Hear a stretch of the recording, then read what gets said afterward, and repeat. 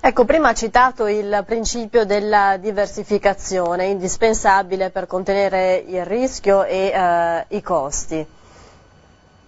Sì, chiaramente, soprattutto il rischio direi. Naturalmente il tema dei costi, parto da qui, per quanto riguarda un fondo pensione, è legato soprattutto alla massa, no? Alla dimensione che ci consente di andare a selezionare gestori finanziari tramite gara, spuntando dei costi per la gestione che sono molto inferiori a quelli che di media si può ottenere, diciamo, il singolo risparmiatore rivolgendosi in autonomia al sistema finanziario. Quindi il primo punto di forza per un fondo pensione è il tema dei bassi costi. Chiaramente minor costo significa più alto rendimento, soprattutto nel lungo periodo.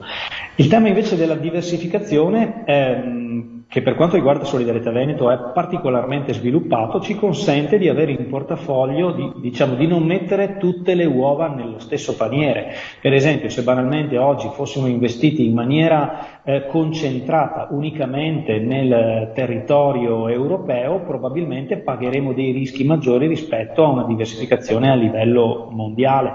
È chiaro che una crisi come quella che stiamo vedendo adesso, peraltro, tocca tutti i gangli dell'economia mondiale e quindi è anche difficile avere una diversificazione efficace come in altri momenti. Non possiamo certamente andare a investire su Marte o sulla Luna, ma tutte le possibilità che ci vengono consentite dalla legge devono essere sfruttate. Non ultima, ecco, la possibilità di investire, lo stiamo facendo in maniera innovativa e anche spinta negli ultimi anni nei mercati non quotati, che in questa fase non stanno subendo, diciamo così, effetto alcuno dalle dinamiche che toccano invece i mercati azionari, per esempio quotati. Abbiamo visto mercati che dall'inizio dell'anno hanno perso il 20%, certamente i risultati del fondo pensione sono molto migliori rispetto a questi numeri qui, insomma.